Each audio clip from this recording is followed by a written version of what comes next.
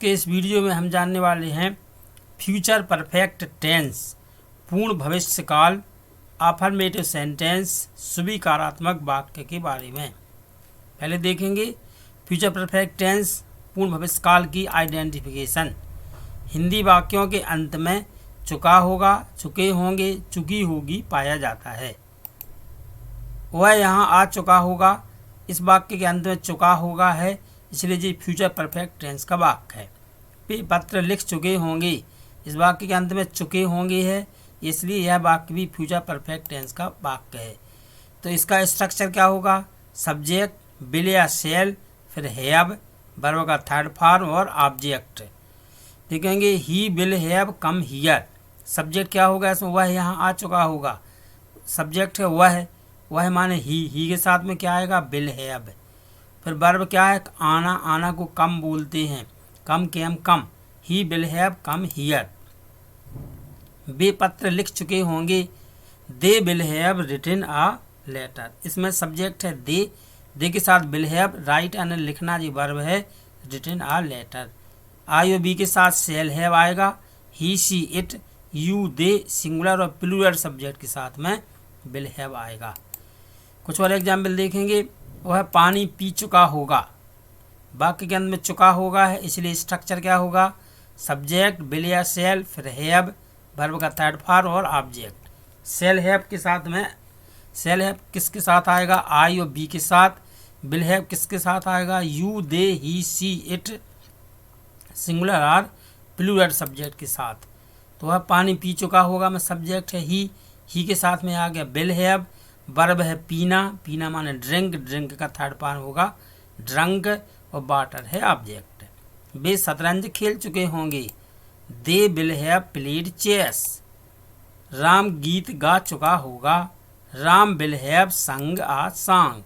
तुम आम खा चुके होगे, you will have eaten a mango. तो तुम आम खा चुके होंगे, इसके अंत में चुके होगे, इसलिए ये वाक्य फ्यूचर परफेक्ट टेंस का है। इसके लिए इसका जो स्ट्रक्चर उपयोग होगा सब्जेक्ट विल हैव या शैल हैव, वर्ब का थर्ड फॉर्म और फिर ऑब्जेक्ट। कौन आम खा चुका होगा? तुम, तो तुम होगा सब्जेक्ट, यानी यू के साथ में विल हैव आ गया, यू विल हैव खाना, खाना को ईटन बोलते हैं, ईटन आ मैंगो। मैं अंग्रेजी सीख चुका होऊंगा, इसका लास्ट में क्या है? चुका होऊंगा, इसलिए ये फ्यूचर परफेक्ट टेंस का वाक्य है। स्ट्रक्चर उपयोग होगा सब्जेक्ट विल हैव या शैल हैव, वर्ब का थर्ड फॉर्म और फिर ऑब्जेक्ट। शैल हैव के साथ शैल हैव किसके साथ आएगा? आई और बी के साथ। विल हैव किसके साथ आएगा? You they he she it singular और प्लूरल सब्जेक्ट के साथ। I shall have learned English. हम घंटी बजा चुके होंगे, we shall have rung the bell. आप खेत जोत चुके होंगे, you will have ploughed the field. वे यहाँ आ चुके होंगे, they will have come here. Next example, Mohan रो चुका होगा, तो इसके अंत में चुका होगा, इसलिए जी फ्यूचर परफेक्ट टेंस का वाक्य है।